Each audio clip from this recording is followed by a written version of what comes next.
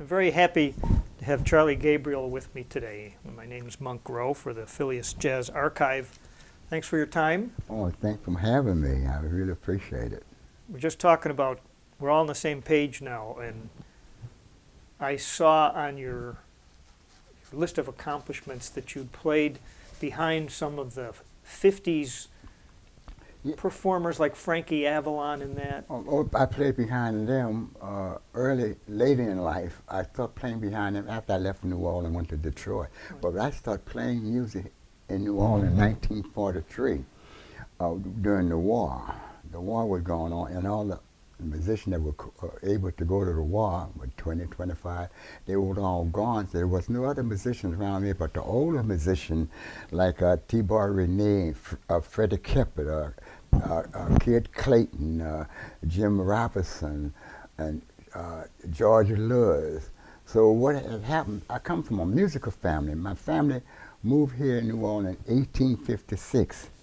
My grandfather was a great-grandfather was a bass player. My grandfather was a trumpet player. And my grandfather born in New Orleans, and my father was born in New Orleans, but my great-grandfather was born in Singer Dominguez, in the Dominican Republican island. And they all were musicians.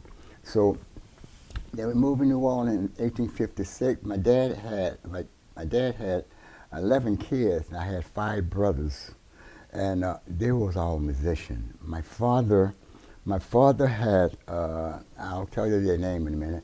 My father had 2 brothers that I grew up knowing with my Uncle Percy and my Uncle Clarence. My Uncle Percy was a bass player that worked with, at that time, worked with Jay Mashan Band. He was with Jay Mashan Band. And my Uncle Clarence, he was a piano player and a guitar player, banjo player. Wasn't no guitar at that time, but banjo player. And my dad was a drummer. Later on became a saxophonist after he came down with arthritis. He became a saxophonist. My mother played saxophone, see? And so I had a musical life from the time I came into the world. Can I ask you a question about the music that you were hearing and that your father played and your uncles? Did you call it something? Did you call it jazz, or was it just? I have never heard too much of the word jazz until later on, after I got to be around 14 or 15, you all heard the word jazz. But that word was, for what I can understand, Freddie Keppert was a member. Freddie Keppert was a member of my grandfather band, which was the National Jazz Band here in New Orleans, 1920. See?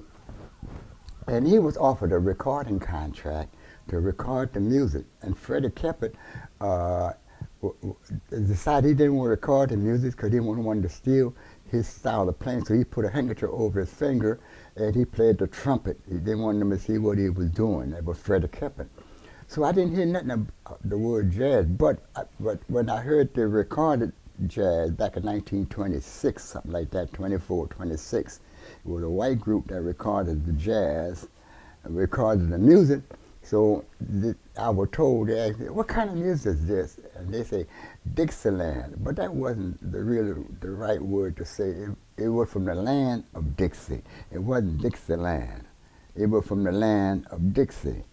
See, but the media accepted the term Dixieland. The media accepted, because at the time, I was playing with these old musicians, you know, it wasn't broadcasting black people music. Black people, they had, you would call, oh, that was jazzy, J-A-S-S. And that's the word. And then they changed the word to J-A-Z-Z, jazz. Now, that was handed down to me. I cannot vouch on what I'm saying, but it was handed down from the older musicians that I was playing with.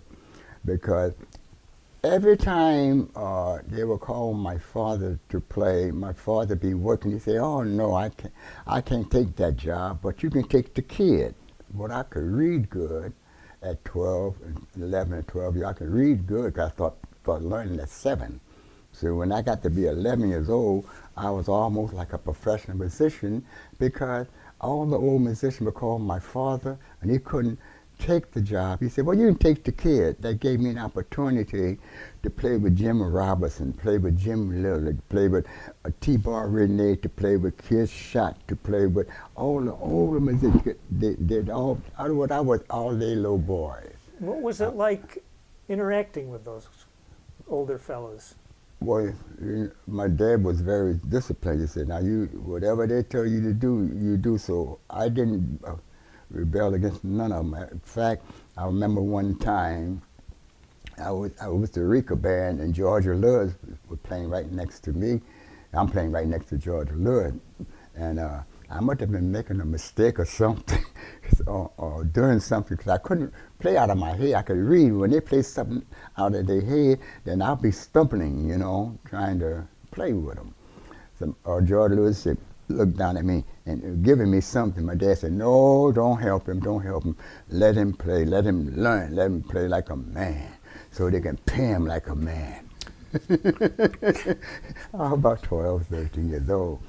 So you said you were a good reader, yeah. but not all that music was written out, was it? Well, they did. Yeah, some of that music written out, because you see, they played a lot of dirge. A lot of the job I played was funeral. They played a lot of. The first job I had was a funeral. That's the first job I had in my life, was a funeral. So they have the music on a little bit of card like that. A dirge. So dirge. I can't think of them different dirges that played, but I could read them and play them. So.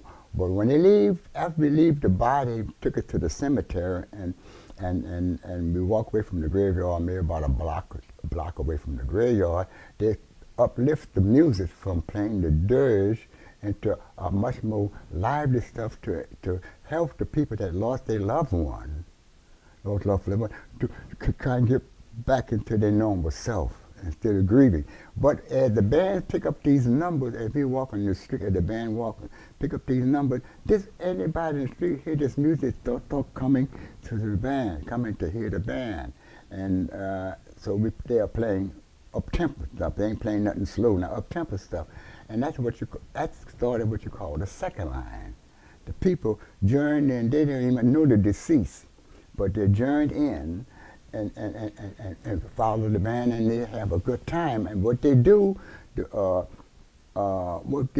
that wherever the person that the deceased, that where he used to go and drink at and hang out at, the band go to those places where they'll hang out at, and then they'll be giving beer out and everything. Everybody have a good time, so to celebrate his life. So that just gathers. When you can free drink, more people come. So it'd be a big thing. And if he's a well-known musician, a well-known person in whatever profession, because they had some of this from the ladies too, of the different organizations. They had funeral for them the same way they had for jazz musicians. Who was responsible for paying the musicians? Who will be responsible for paying the musician? Yes. The band leader. And who paid him? Well, he have a contract for the funeral or something like that. Well, I wouldn't, this state I said he had a contract with nobody, but someone gives him X amount of dollars to take care of the personnel that he is using. Right. You know? But how it went out, I didn't know. I never had a job myself as a band leader to play a funeral. I just was curious if the family of the deceased... Probably is the family of the deceased. But they still give pay for funerals and things. Right. And they also not only pay for the funeral, when they take them to the different churches, they give the people in the church money too, sometime, you know. Because all the people that come to see the loved one that have gone, they're still sad, but they're so thankful you've been so nice to them during that period of time, through their mourning and everything else. It's a beautiful thing. It's a ritual that I can open my eyes up, and they were doing it, so they would be doing it a long time before I opened my eyes up. Because those were older guys, older musicians, and it didn't happen just when I come in the world. It was already going on. See, I just followed the path. Okay. I'm going to, you can have your coffee, go ahead. Yeah. I'm always curious what musicians made during different periods. And It would vary. Yeah. It would vary, you know. There wasn't a whole lot of money because whatever it was money according to the time it was during that period of time, you know. I guess they had a union because I couldn't be seen in the band when the union man came around. They just hid me aside. They covered me up. 2, 3 guys, probably standing in front of the union man don't see me, but he knew too, because he knew the musician had me. They said they didn't bother him too much, but you know, Yeah. you know how that goes. How old were you supposed to be? I was I mean, no age limit. I just wasn't in the union. you weren't in the union, of course. I wasn't in the union. If I'd joined the union, they wouldn't bother me. I wasn't in the union. But I had an uncle in the union, and he was on the board. His name was August Lenoir. He was married to my father's sister. So they didn't bother me too much because he had a little clout. You had a little connection there. Yeah. But and were you playing tenor or clarinet? Clarinet. Clarinet. E-flat clarinet. Oh. E-flat clarinet. I was playing. And Georgia Lewis was playing E-flat clarinet. You know Georgia Lewis? Yeah, sure. Yeah, I wonder why the E flat, because it just rang out better. E flat, because that's what the instrument they use because it rang out. The pitch is so high, Yeah. and it carries over the band, that E flat clarinet. B flat clarinet would be lost in there. What's that famous clarinet solo? It's the High Society? High Society, yeah. Yeah,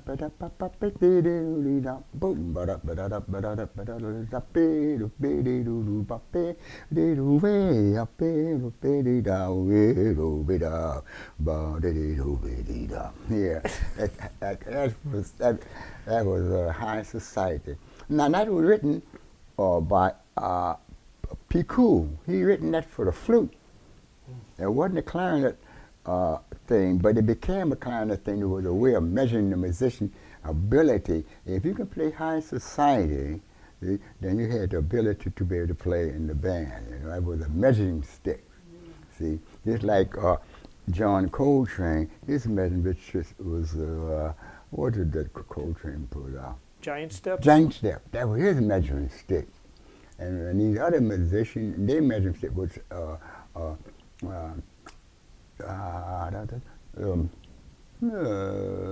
think. Who are you talking about? They all had measuring sticks. In other words, you had to come up to a certain level in order to qualify to play. If you can't come up to that level, you couldn't be a part of this thing. Coach, we still were teaching the other younger musicians how to play and what to use in order to develop their skill, you know. Yes. Cherokee, that's the one I was talking about. Right, That was with Charlie Parker. Well, Charlie Parker came in with the whole thing, knocked all of that out. Yeah. See, when Charlie Parker came in, him and Diz, they changed the whole concept of jazz.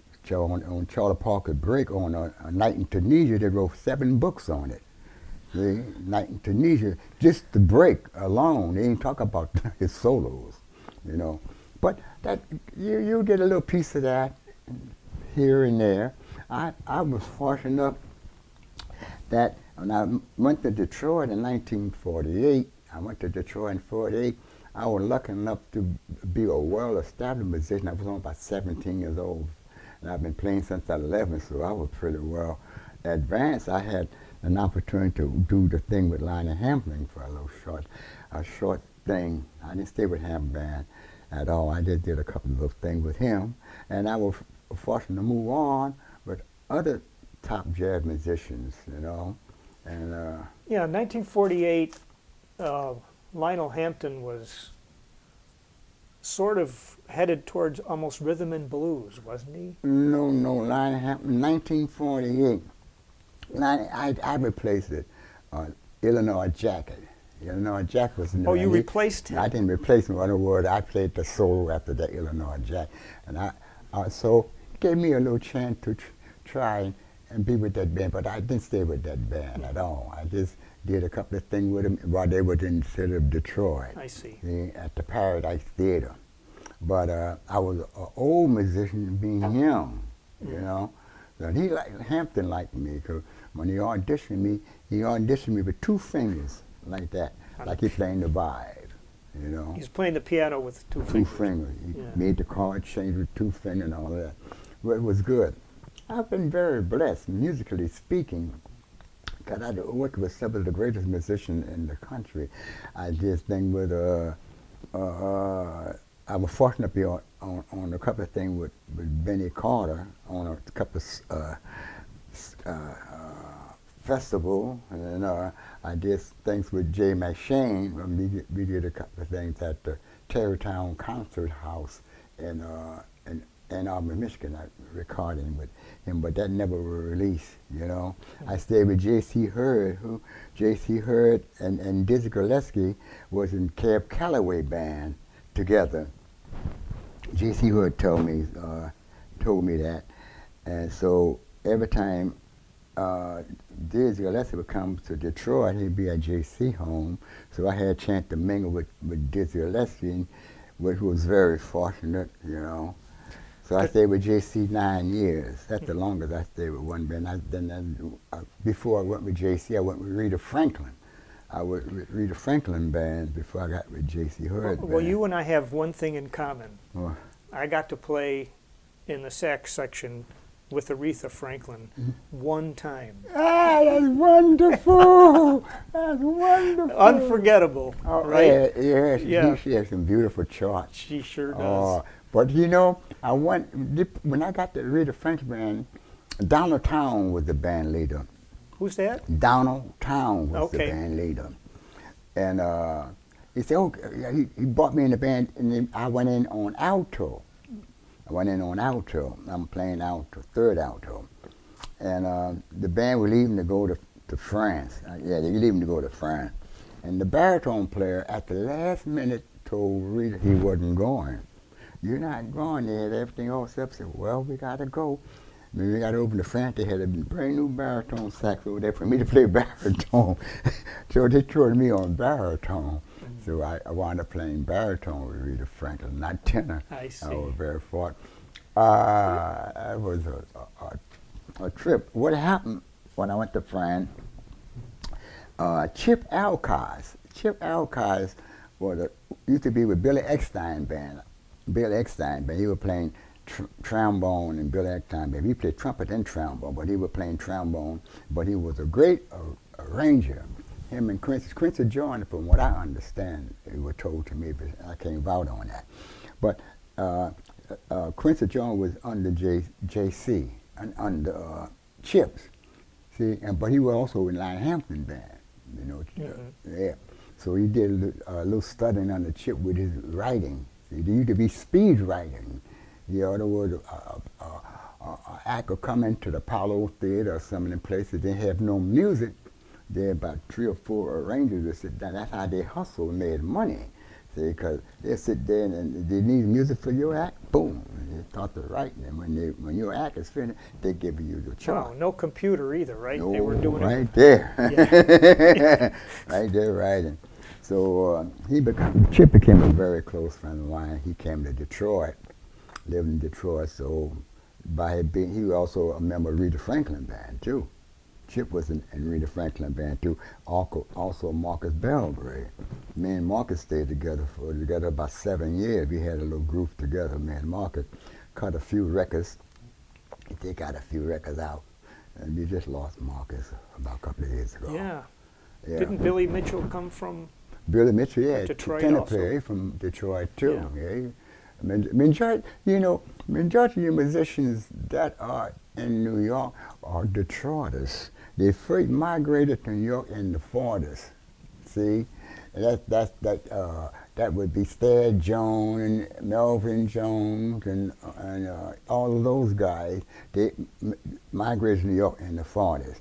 I got out of service in '55, and the cast was getting together to go to New York. They asked me, Charlie, we going to New York, want to go with us? Man, I ain't going to New York and starve to death and starve to death.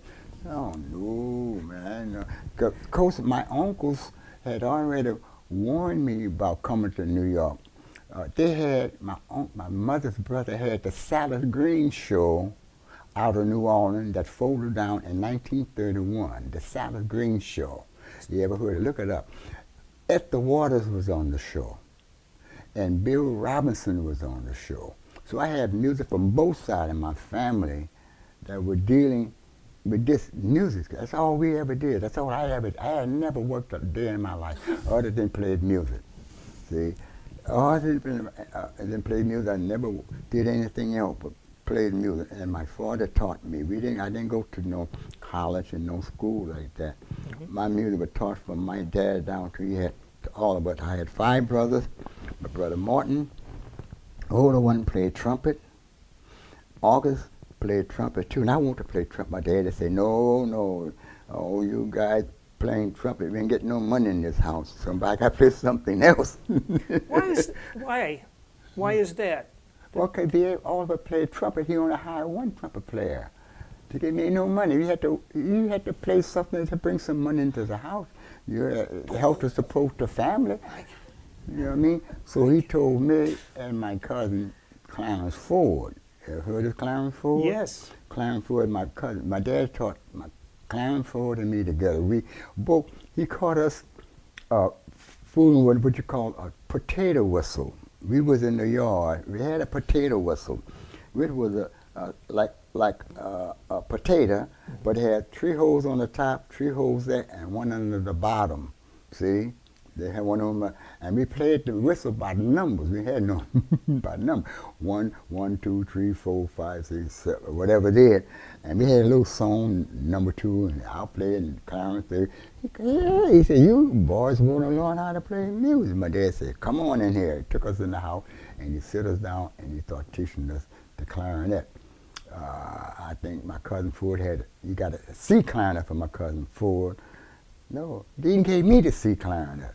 He gave me the C clarinet. So when he write his music, writing all violin part for me to play. Mm-hmm. It was C. You got the hard stuff. Da, da, da, da. I'll never forget it. He wrote a rhyme on how deep is the ocean. How deep is the ocean? Da da da da dee. Da da da da dee dee. So when the band was playing, ba da da da, I played the obligato. Bo do do do dee dee, like a violin. So I learned a lot. Yeah, I learned a lot. That's a great story.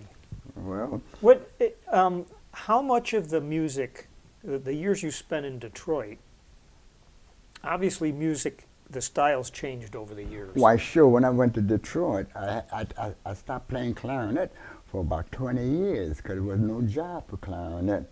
But only when I played with a band, a big band, 8, 9, 10 pieces, they had some parts for the clarinet, which was always good because you get paid for each instrument you play. I played the flute too, so I played the clarinet, tenor, and flute.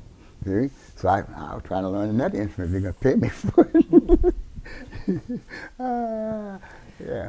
Did you have to adapt to the rock and roll that came into the scene? Well, because the tenor players always got the... Yeah, that was a natural for me because when I played Flying Home with Lionel Hampton, that's one of the things that got me into that band. To play with Charlie Ming was in the band at that time, you know.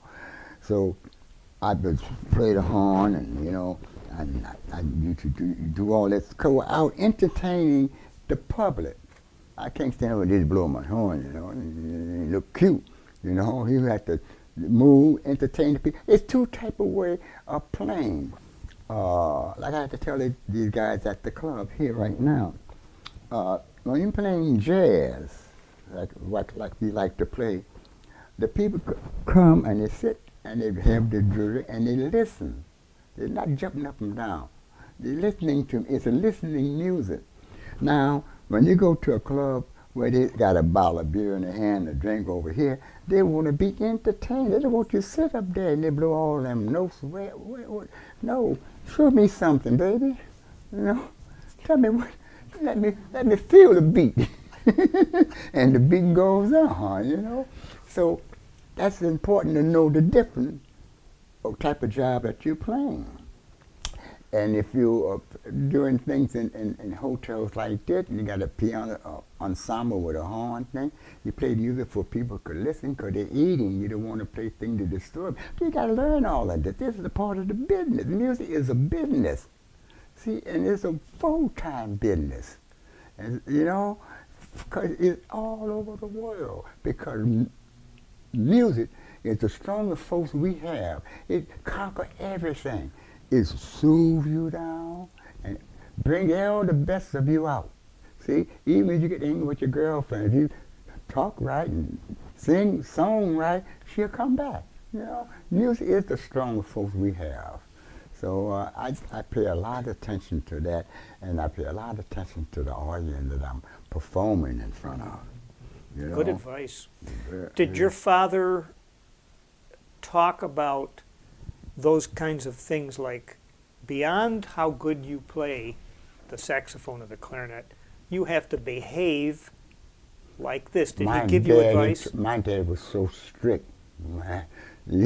You have to behave, just like you say, like this in this type of environment, this type of material we play. Now we're going to play for so and so and so. Now this audience is going to be from this age on up, so you got to pay attention to the music that you're playing. You have to live the music as you play it. You have to live it. The music the music is only an extension of what you are, because you have to live it in order to deliver it. And if you live it, you can deliver it, you know. But if you don't live it, you're just playing. And then she's not going to feel it. She's not going to feel it unless you feel it. If you feel it, you're going to live it, and she's going to feel it too. I'm feeling it. Okay, so I'm thinking about your career in, I'm still thinking about in Detroit. Was there a period of years, because of the way music changed, that was the hardest for you to make a living? When I got to Detroit, I never had no time making a living off it. I have never had a problem, because I always know how to govern myself the type of job that I had. When I got to Detroit, I was fortunate enough to meet Claire Rockamore, a little trumpet player. If you read Miles Davis' autobiography, you'll see his name in there, Claire Rockamore. Claire Rockamore was a little trumpet player. When Miles came to Detroit, he ran a, he didn't pay, he tried to get out of his way, put it that way. And he was only about 13, 14 years old, because he also would, with me at the time, we made the audition to do this thing with Lionel Hampton band. I was there and he was there. He didn't let me play, but he was taking forward with Fat Novell. Fat Novell was in the band, and Fat Novell was taking forward with little Claire Rockamore. Claire Rockamore was only 13 years old at that time. I was about 15 to 16, or something like around that time. I was associated with Barry Harris. Barry, I used to go to Barry Harris' house. He had all the jazz musicians that were there. We jam up there. Barry's very sick too. Yeah. I heard he just got back to the state. Anyway, Barry Harris, they were Roland Hanna, Sir Roland Hanna. He was a good friend of my brother. He used to come over to the house and we jammed together. He played saxophone too. A lot of people didn't know. Yeah. Eugene Taylor, Kenny Burrell, all these musicians, even used Latif, you know, Oh, yeah. was in that area, you know. So being around those musicians, they all gave me something, you know, because I would jam with them, and I learned a lot from them, and they got a lot from me, because I was from New Orleans. They always say, boy, you got that rhythm in you, and just me and Marcus tried to create a New Orleans, Detroit communication, whatever you want to call it. We tried to do the New Orleans and Detroit. We did pretty good. My dad and my uncle Percy, they started New Orleans music in Detroit, and what they call the Gabriel Brothers band. I never had no problem. Because Joe Hunter who was the first band leader for Motown. We were playing together, and he used to like to write a lot, Joe Hunter. And Earl Van Dyke, who were the Funk Brothers. So we played together even before the Motown got to the level that they got at, you know. Was there a studio scene in Detroit that you'd get called to play? At that time, they didn't have no Motown. They had a place that we called the Specialty Recording. It was on Dauphine Street. And they also had another record company in Detroit called Fortune Records. And that before, all this was before Berry Garden, everything. So, and then they started migrating together and started working out different things. But there was a lot happened before Berry got the thing. I don't want to tell you about all my downfall, but I have to tell you anyway because it's true. I was directing for a band, for Joe Simon band. He was a singer singing the blues, Pretty Little Bitter One, you know, Joe Simon. So he was in New York at the Apollo Theater, and he had the big headline in it, and they had under him the Five Step Brothers and the Jackson Five. So I went, the Five Step Brother came on first, and I heard them you kids playing. I said, oh man, look at them kids playing this music. I went back there and I told him, I said, Joe, you gotta come out here and see these kids play this music. Oh man, don't worry about that. This was a Five Step Brother. Oh, don't worry about that. He's the headliner. So after Five Step Brother came out, then the Jackson Five came out. Joe Jackson playing the guitar, and his brothers all the thing. And I heard them, I said, oh man, they got to come and hear these kids. These kids is better than these other kids. So it's all, don't worry about it. I said, okay. He came out on that stage, and man, them boys burnt that stage. That stage was so hot.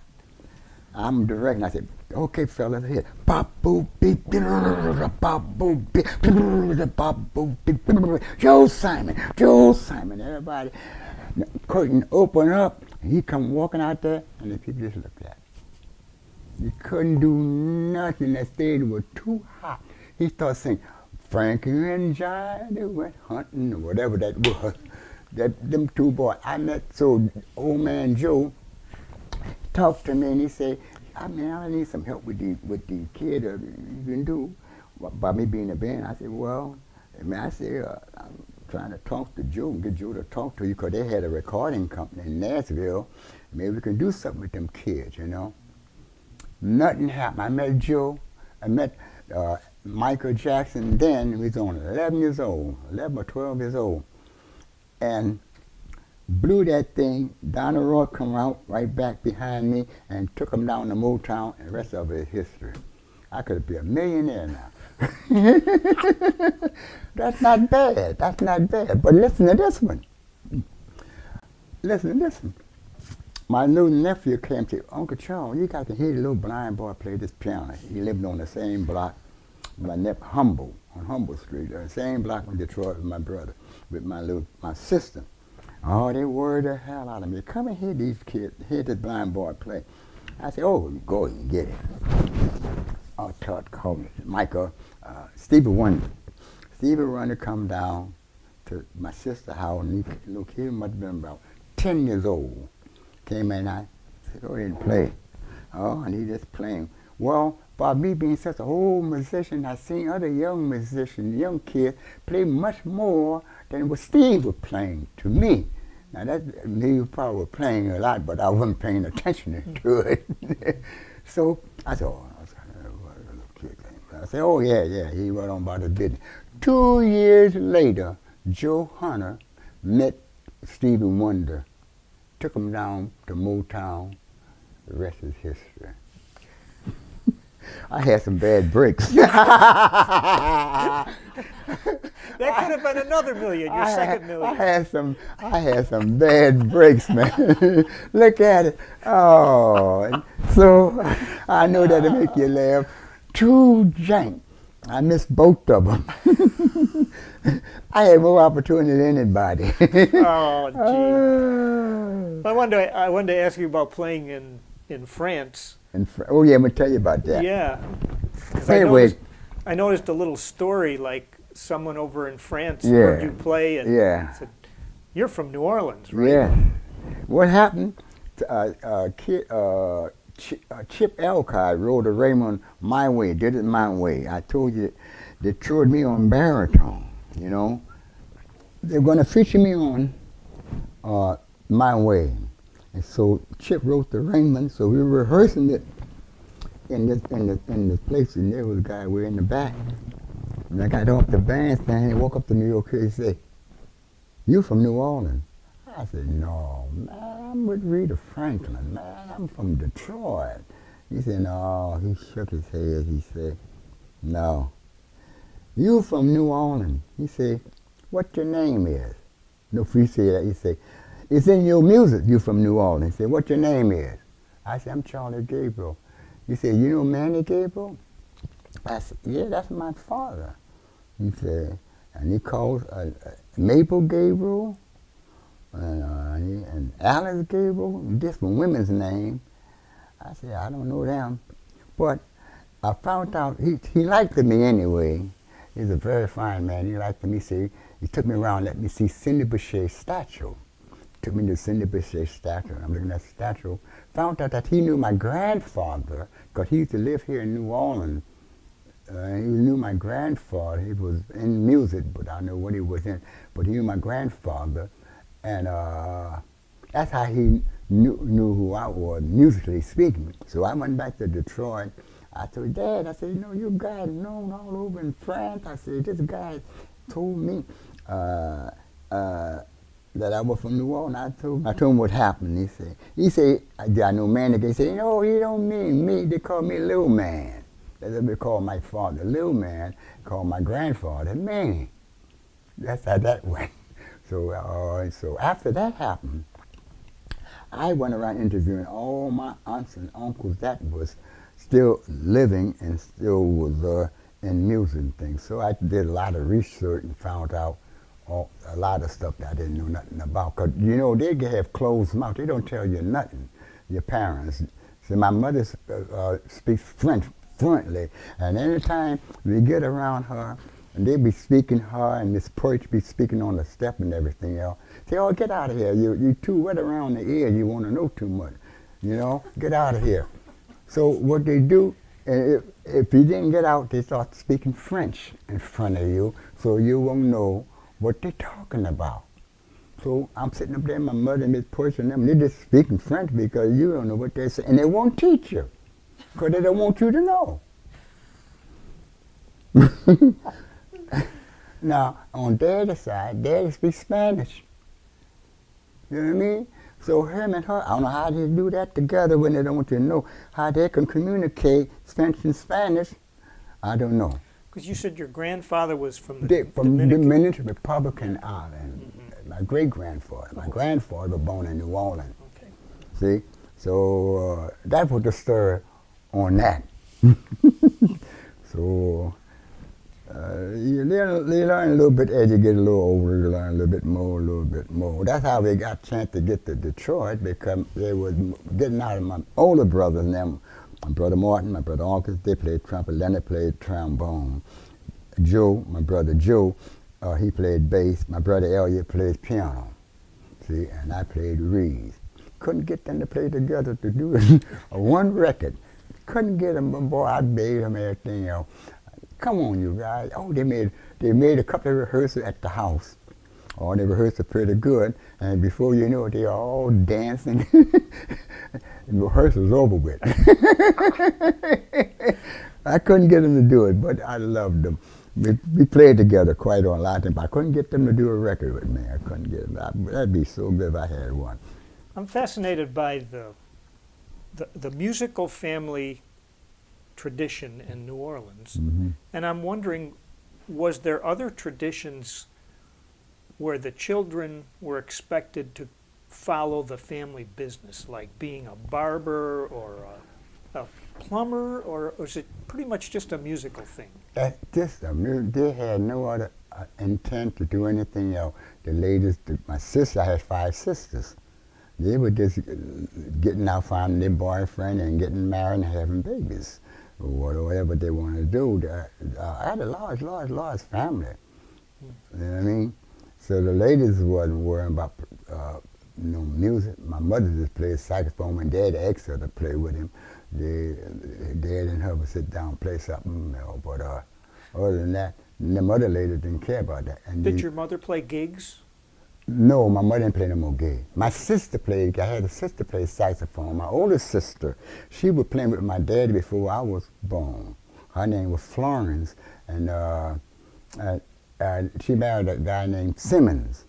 So he used to tell her, say, you can't be playing music with your daddy no more. You got to make a family. We got to do this, whatever they say. So she stopped playing, but she used to play gigs with my dad, but not my mother. Okay.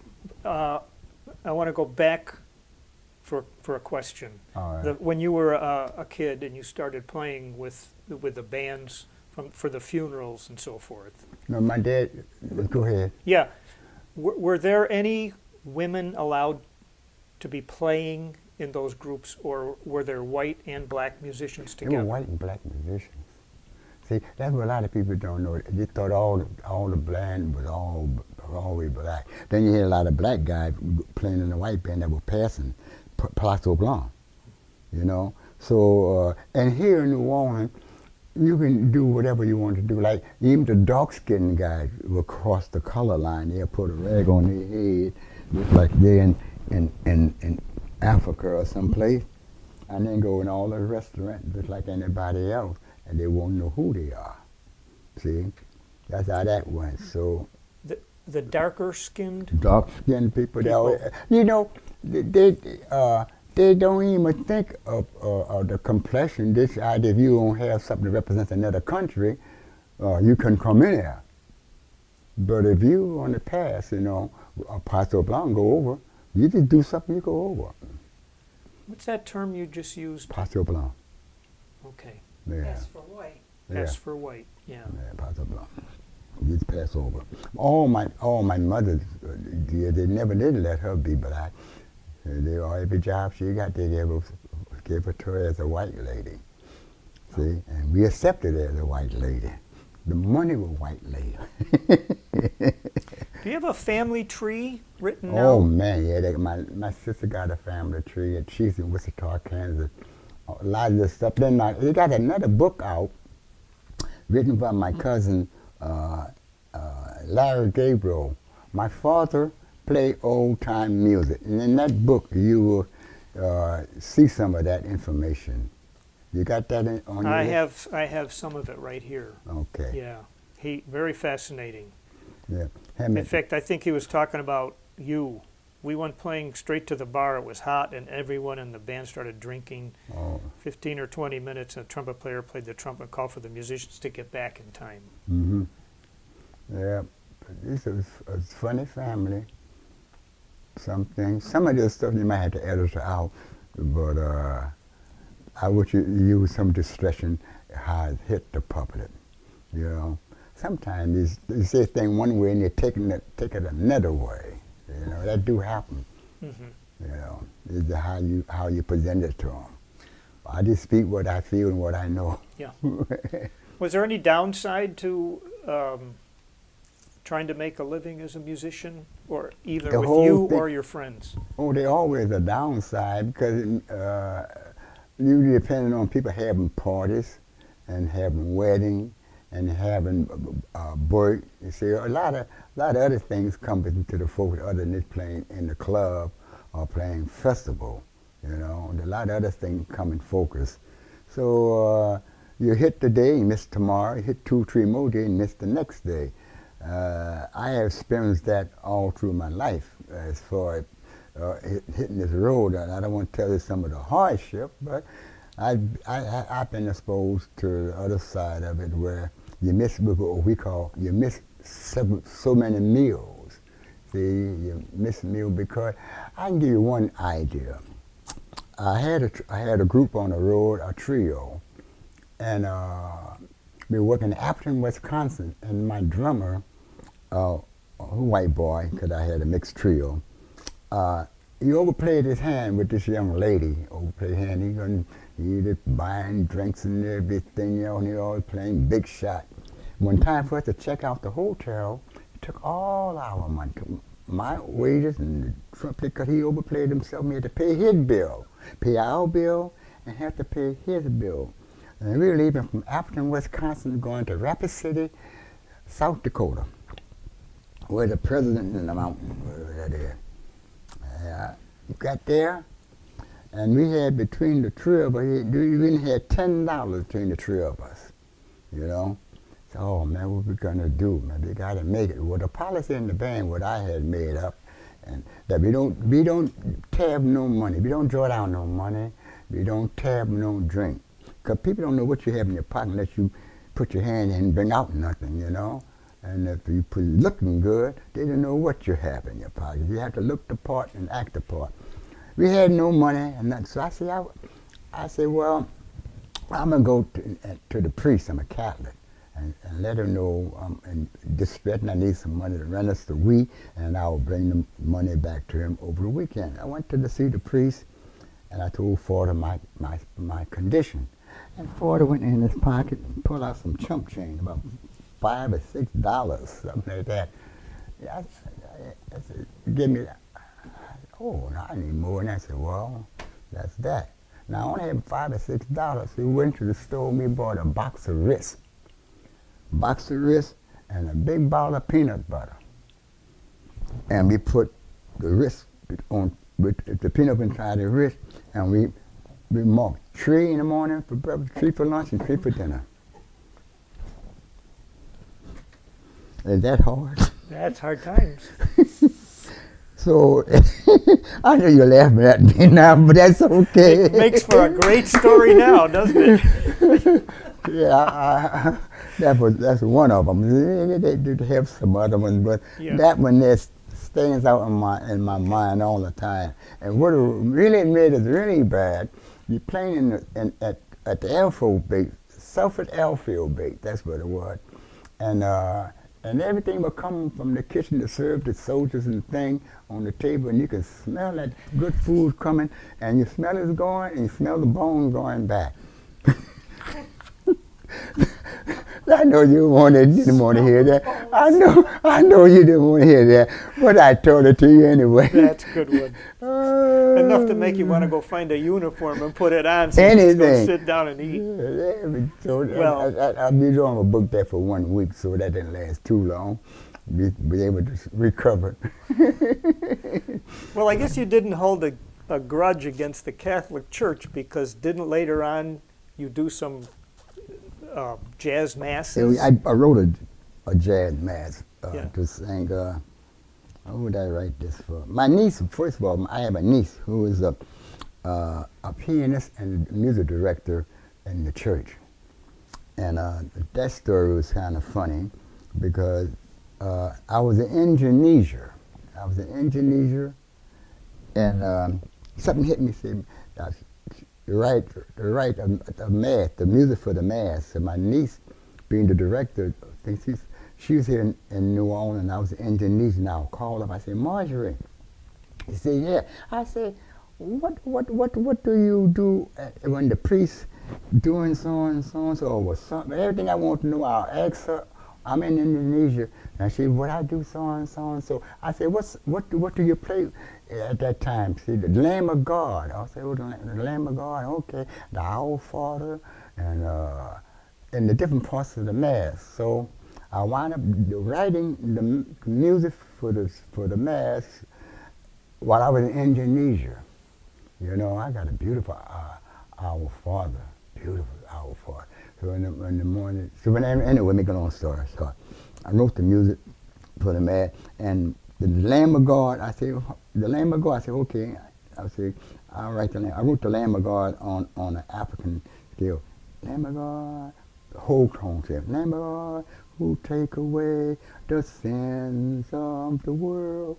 have mercy on us. Be whole tone. Lamb of God, who take away, and the whole tone down, the sins of the world.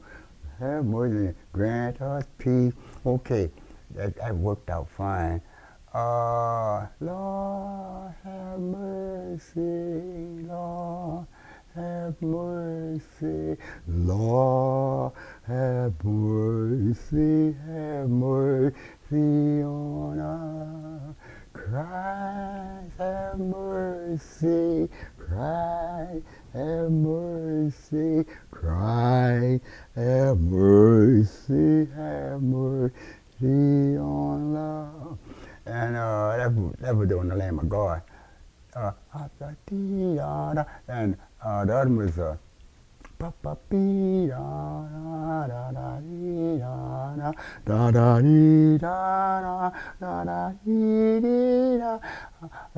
I can't think of the words of. After no, anyway, that was the Hallelujah. That was Hallelujah, Hallelujah, Hallelujah, Hallelujah. That one part, that's the part that sing, and the other part, Halle, hallelujah, halle, halle, hallelujah, halle, halle, hallelujah, halle, halle, hallelujah, hallelujah, hallelujah, hallelujah, hallelujah. That was, oh, I love that hallelujah. Because me and Marcus, when the choir, they have 20 voices, you know. And one voice be playing, one group of choir be saying, hallelujah, hallelujah, hallelujah, hallelujah. And another voice be saying, hallelujah, hallelujah, hallelujah, hallelujah. And the other voice be, hallelujah, hallelujah, hallelujah, hallelujah, and me and Mark. Oh, that was great. Nice. That was great. That's the Jazz Mercy St. Francis de Sales. Where was the first? Oh, De Sales. We have a De Sales in Utica. Yeah, De Sales I Center, wrote yeah. that for Francis Is that de the first Sales. time it was performed at the De Sales? Yes, Francis, yeah. And it was just, I had a beautiful, I've been having it. Everything that I asked God for, He have given to me.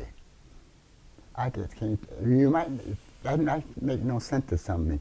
When I was 7 years old and started playing music, I told I asked God, I want to be a musician, I want to play music, and I want to play music I can play with any band around the world. If they want a saxophone player, they'll call me they'll call me to come and play with them.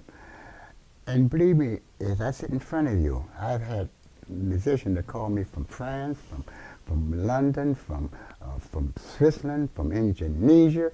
I can go on and on and on. I've been exposed to them when I was with other bands around the country and things, and I got to be friends of mine, and I have received everything I asked God for. God has blessed me in abundance. Right now, I'm about to receive another, what is that? Lifetime Achievement Award. I'm going to receive that sometime this month. The house, or they call it Offbeat Magazine. You seen one of them yet? You seen one? No. Well, I'm on the front page of the Offbeat Magazine, and a lot of stuff I'm telling you is in the story of the Offbeat Magazine. They're free. They're free. They put them around the country. I don't have. We'll find one. Yeah, they're free. Before we wrap up, I wanted to talk about your return to New Orleans. Oh. Was it Ben Jaffe who called? Ben Jaffe, oh, what a wonderful man. Ben and I have a beautiful connection. When he brought me back down here, he was fooling with the banjo, playing something on the banjo. He's a wonderful person, fine musician, finished from Oberlin, you know. And I listened to all these chord changes. He was playing on his banjo. I said, Ben, that is really nice, but you need a melodic line on top of those changes, you know. He said, you want to put one? I said, yeah. So we came up with the line, Yellow Moon. Ba-da-da-dee-da-da, ba-do-do-dee-da-da,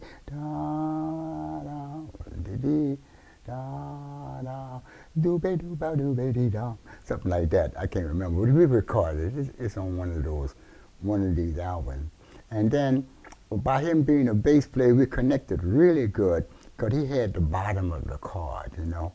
I could hear the chord and had to worry about it. All I do is put a line on top of it. You got to have the bottom. Yeah, the body, you don't have no body, you ain't got no top. Yeah, Ben is one, he plays bass in the band, Ben Jaffe, and sometimes he played a banjo on certain thing. We did that Yellow Moon with a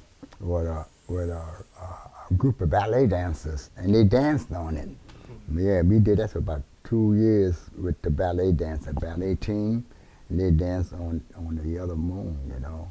That was wonderful. Getting all kind of situations. And so when you, I don't think the camera was rolling when you said we're talking about playing at Preservation Hall, and sometimes subs come in if they're needed, but you won't just play with anybody. I put it this way, I have never turned no one down to play with. I always play with them, but after I play with them and everything else, and if I have a problem, they have other musicians that replace them. They got about 70 musicians associated at the hall, so why take the worst one when they got so many more there? But you don't turn that one away. You still reach him the best way you can and trying to deliver what they need in order to become a better person, a better musician. I run into that sometime, and me being as old as I am, I know how the older guy treated me, so I try to treat them like I would treat it.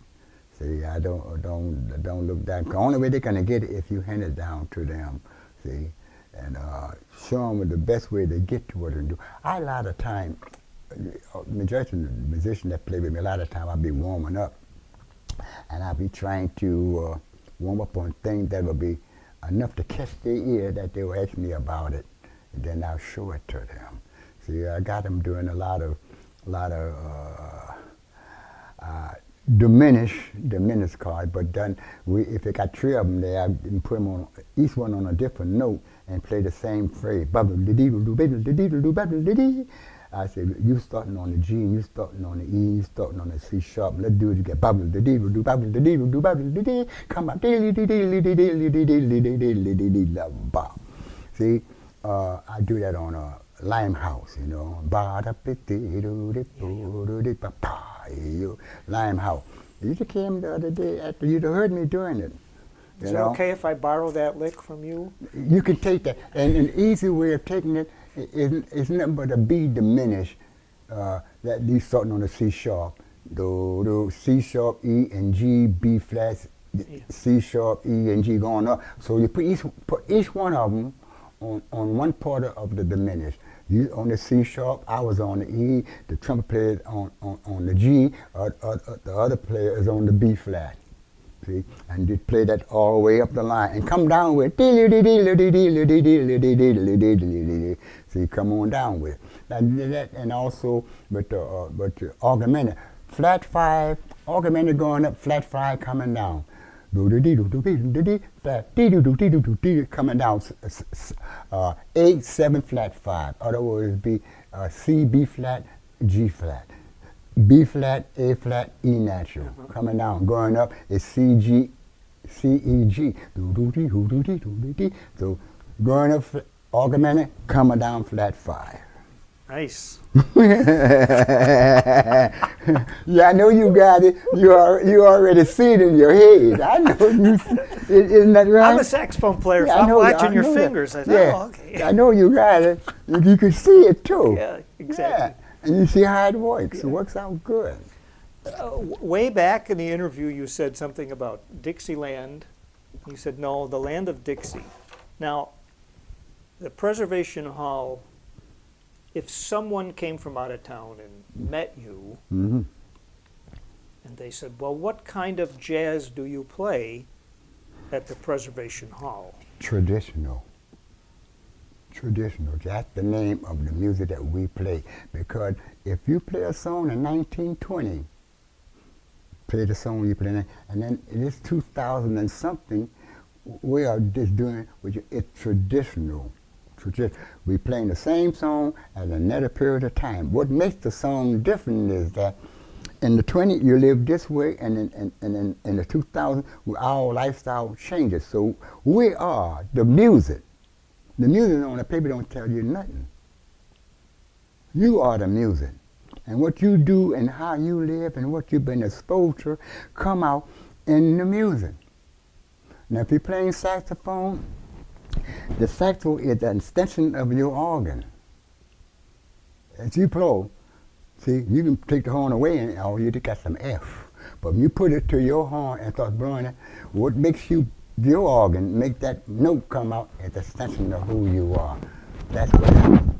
So you are playing traditional music, and your horn is an extension of who you are.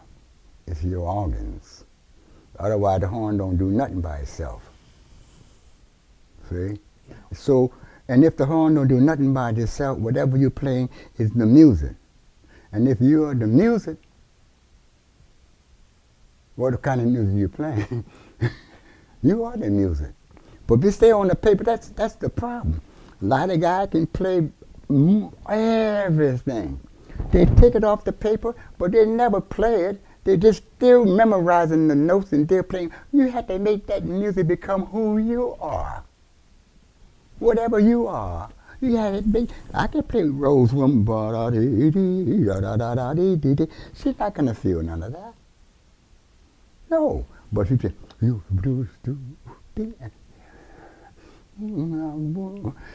you're going to feel it because you are the music. Until you're able to project the feeling in your music that make you feel good, it'll help to make her feel good.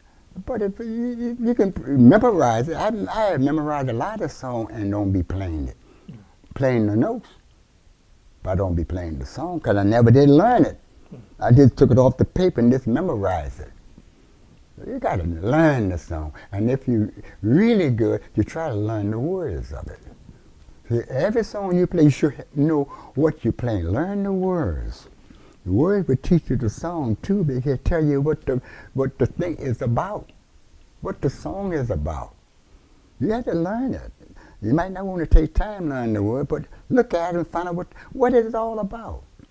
So, no. A lot of people, if you're going to take a person's song and just start jamming on it, what are you jamming on? You know what you jam on.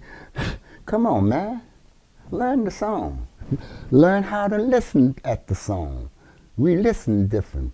If you learn how to listen to the song, listen to the progression on, listen to the movement on. Where is it going? What is it talking about? If you don't know the word, you know what the hell he's talking about.